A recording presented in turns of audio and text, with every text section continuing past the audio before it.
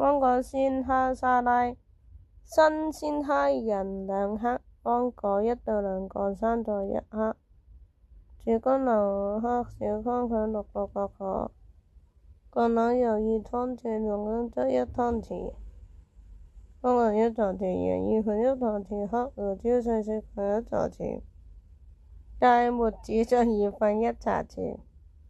將蝦仁洗淨，用廚房紙巾徹底擦乾水分。這一步很重要，乾燥嘅蝦仁係轉到時兩梗好到形成金黃嘅外皮，蝦仁中加入4份1茶匙鹽同埋少許黑胡椒碎，炒均腌製1到15分鐘。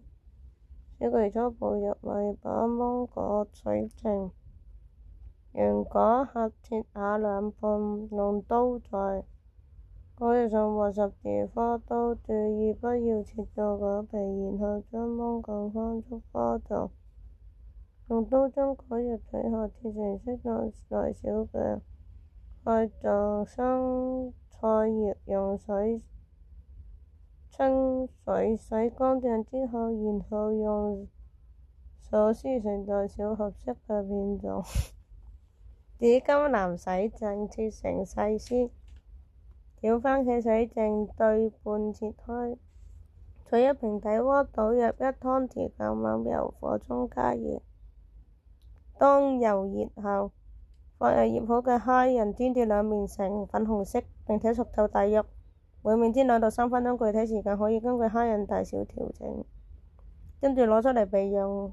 跟住呢，製作一啲沙拉啦，喺大碗入邊放入切好嘅生菜葉、紫甘藍絲同埋切好嘅小番茄，將煎好嘅蝦仁同埋切好嘅芒果塊加入碗中。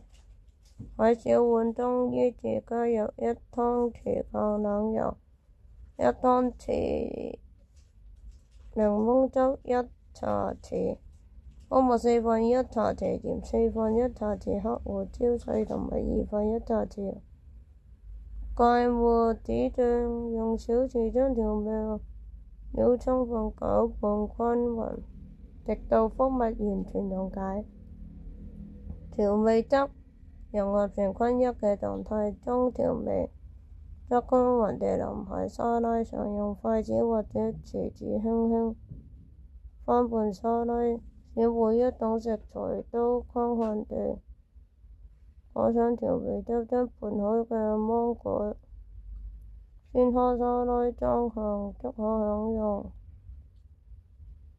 大家記得點讚同埋關注，多謝晒。